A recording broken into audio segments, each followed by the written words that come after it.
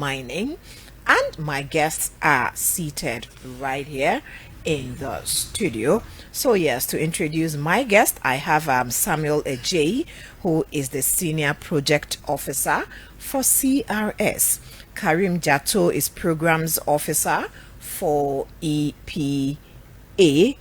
And then Eunice Boache, Senior Project Officer, CRS, and also Hector Kujo, who is the Deputy Director, Kumbungu District Assembly. So let me welcome my guest. Good morning. Good morning. Yeah, I hope you're all doing well. Yes. Okay, so we thank God that you are all doing well. We thank God. So, integrated regulatory framework for sustainable sand mining. So yes, over the weeks we've been having discussions around it. So my first question is that why is it important to have a regulatory framework and district level bylaw for sand mining? Who is answering my question? Okay. Good morning to your listeners. So you realize that the sand mining is a very sensitive sector in northern region. Okay. And as we all know, most of the activities there are unregulated. It's done haphazardly without any laid down procedures that they follow. So as a result of these bottlenecks that we have, that leads to critical environmental degradation in these areas.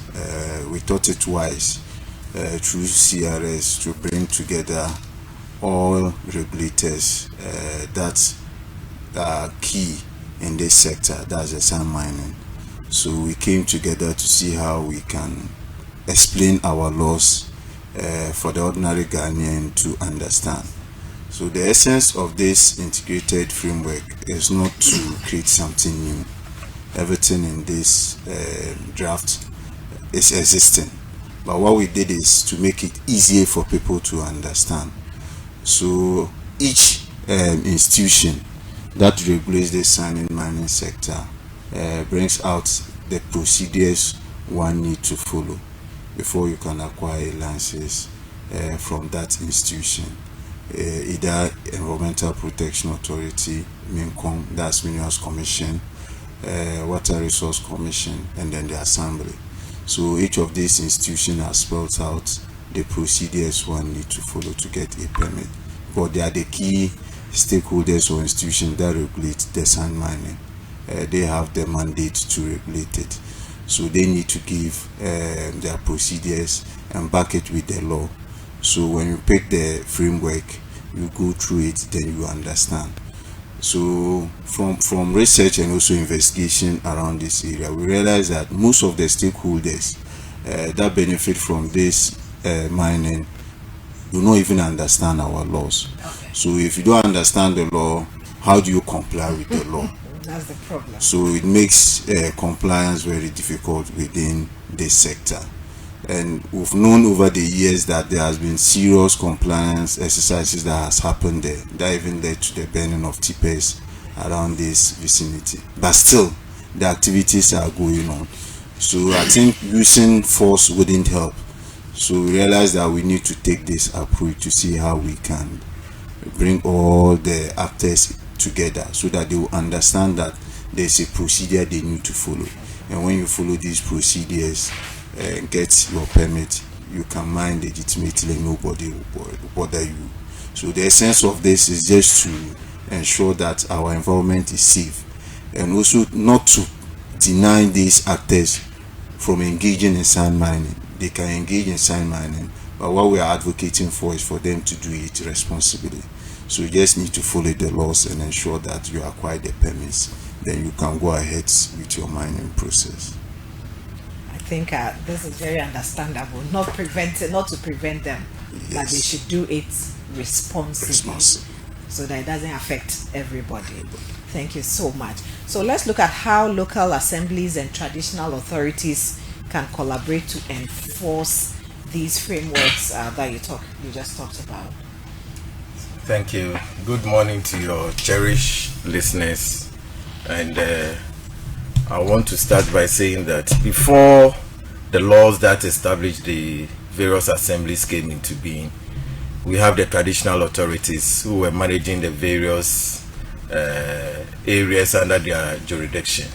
So with the incoming of the laws, it is incumbent on the assemblies to collaborate with them so that what they are already doing with our laws, we can collaborate well to ensure that things are done right. So assembly basically provides the legal backing in what we are about doing, and the traditional authorities will give us the traditional aspect of it. And how does it come in? So assemblies will have to enact bylaws looking at things happening within their local settings, like it has already been said, mining. We don't want to disadvantage anybody. We don't want to take people out of work or affect their economic livelihood.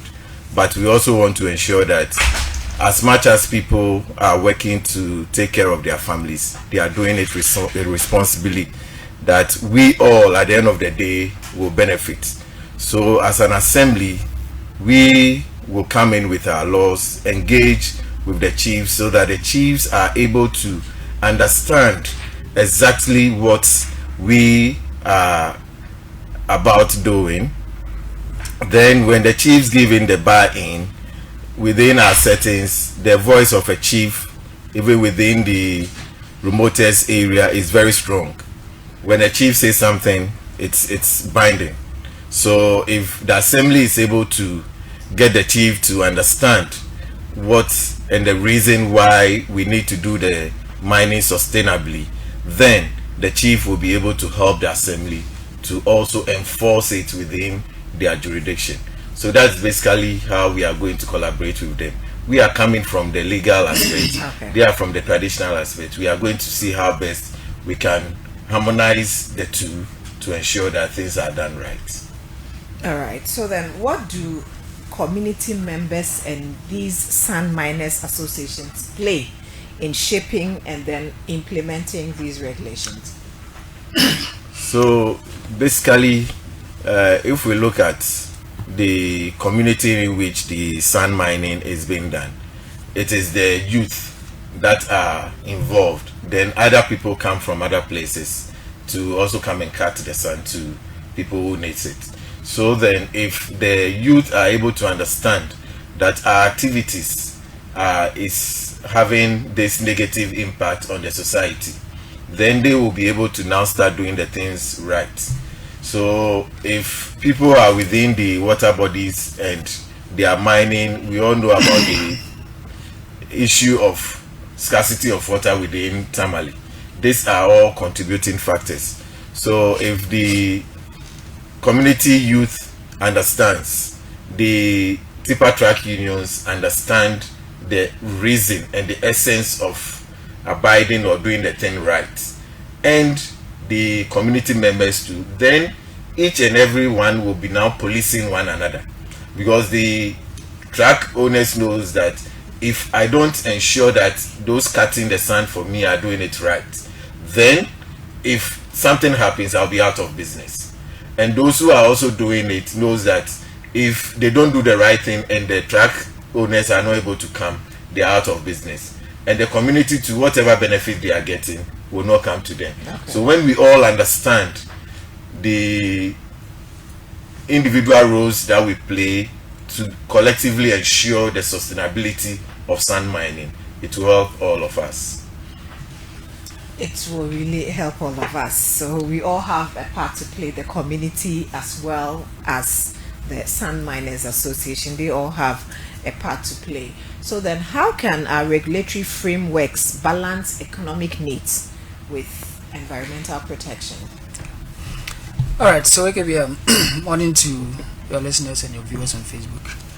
I think Jatu really indicated, and I think Hector also corroborated that no one is preventing the sand miners from mining the sand, but we are looking at how it can be mined responsibly in a very sustainable manner that their livelihoods are intact, but we also have the water resource not polluted. So we should be able to balance livelihoods and then that of the ecosystem or the environment.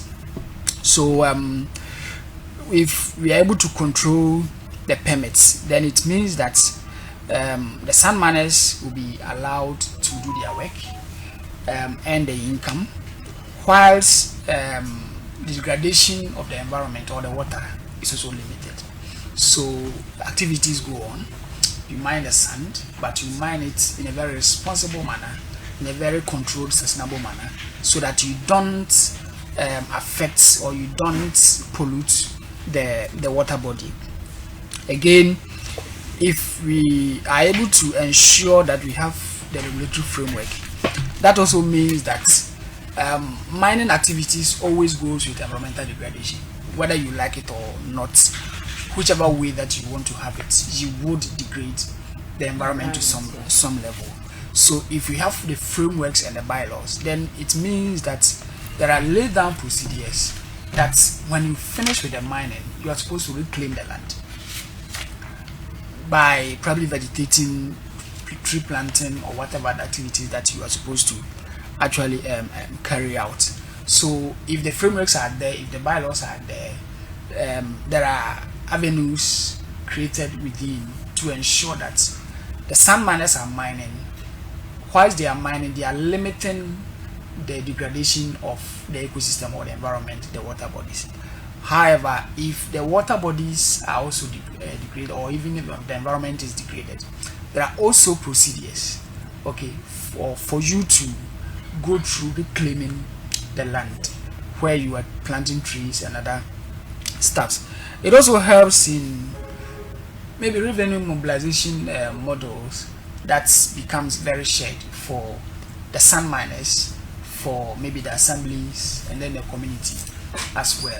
I think we will have all these laid down so that if mining is going on, then we know that when you cut the sand, when you go to mine the sand, a percentage of revenue, this goes to the assembly, this goes to maybe the community, so that we can have a well laid down procedure for community development. Because you realize that most of the times in mining communities, okay, if you have gone to mining communities, you realize that development is really at its lowest. Yeah. Most mining communities don't see the benefits of the mining activities that actually go on. They are mostly deprived. Yeah, they're mostly deprived. So, but if you have a framework, if you have the bylaws, then measures are put in place for these things to become a thing of the past. So if you are mining the sand, you have a corporate social responsibility to ensure that the community where you are getting the resource from is also developed in a way to compensate for the resources that you are actually taking. So I think these are ways that we can do to ensure that we are balancing mining the sand and then also protecting the environment. Probably the others may want to add something to it. Yes, add something. All right. So, just to add to what my colleagues have mentioned, by way of regulating sand mining activities, we are also able to ensure that communities have a way of benefiting. So by the framework, by the regulations that we have, there's a quota that is reserved for the community located around the mining site. That way, the benefits of mining do not only go to the miners, but also the community has a way of benefiting as well. Now, we also need the community to serve as watchdogs.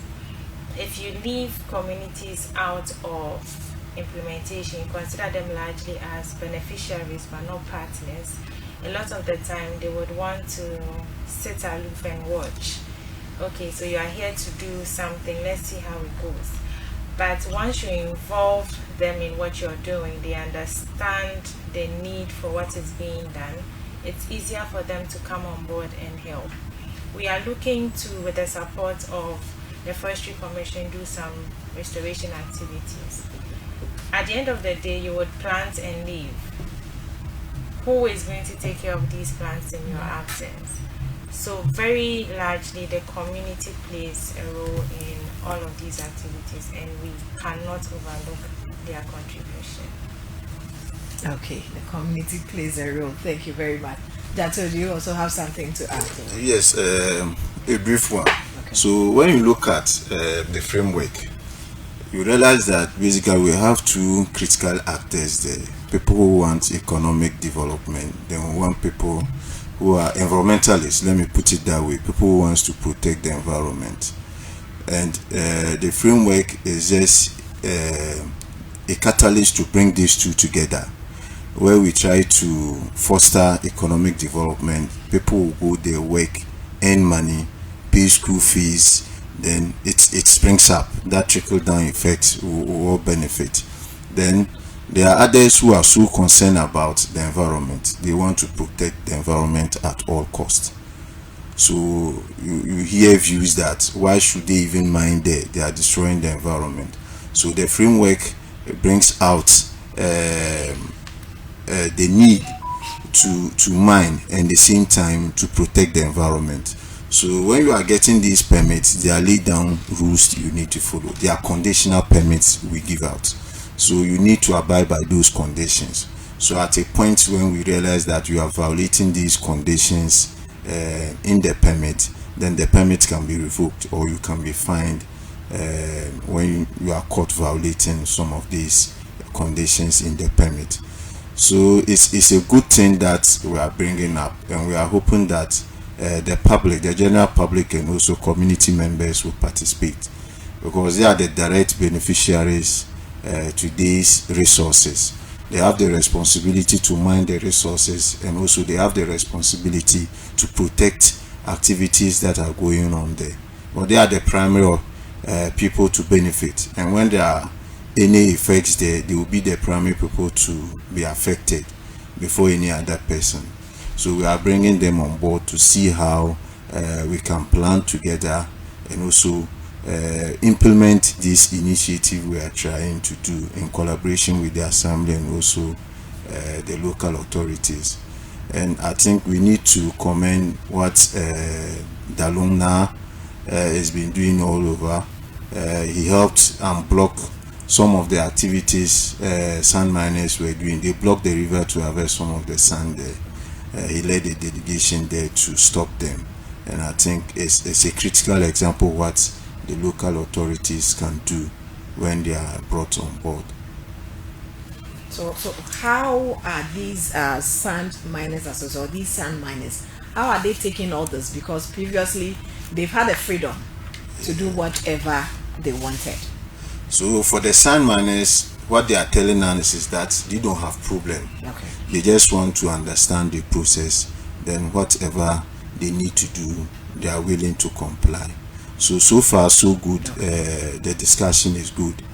The resistance is a bit low. They are trying to comply with us, and we are also ready to guide them through, so that they will acquire this permit and then mine responsibly for all of us. And how is also the community also responding and collaborating with you? So the community so far, we've entered there, and I think all key stakeholders involved, we've had discussions with them. The farming communities, then the fishing communities, we've had engagements with them, and they've all come out with their concerns. So their concerns are being considered, and I think they all appreciate what we are doing. Because the fishermen will tell you that when excessive mining is done in the river, it affects the ability to also get fish. So the farmers are also seeing the vehicles moving along the banks they also have issues. So we realize that indirectly we have support of these actors. So now our concern is just the miners, how we can regularize the operation. Then these actors too will be saved from their activities. So the support is great, and we are hoping that we could implement everything we are drawing on board so that people will benefit from it. Of course, the response is great, and I love to hear that. So we're looking at the integrated regulatory frameworks for sustainable sand miners. Thank you very much. So before we go, let me take your final words, what you have for our listeners and our viewers, both on Facebook and also on TikTok. Let me start with you, Nate. Well, I would want to stress on the fact that water security begins at the source.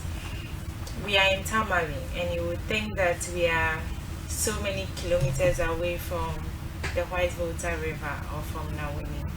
But at the end of the day, we suffer from the impacts of I'm suffering now. unregulated sand mining. Yes, we are so many kilometers away, but the impact is felt largely here. So whether you're a sand miner or not, if you're thinking this has nothing to do with you, unfortunately it does. As long as you are a user of water in the metropolis, as long as you are concerned about the environment, this should be a bother to you as well. Having this whole framework put together is not to prevent sand mining. We are trying hard to stress on that. We are not fighting sand miners. We are just looking for an avenue for them to be able to sustainably mine the sand and for us to also protect the environment at the same time. So, yeah, that's it. All right, thank you very much. Let me come to you. Okay, so I think environmental protection or management is a shared responsibility. It's not only the responsibility of these institutions that we mentioned, but everybody is part. So we all need to come on board to protect what we have. Or this ecosystem play critical role. They give us ecosystem services that gives us food within the system and also regulates the environment for us to live peacefully.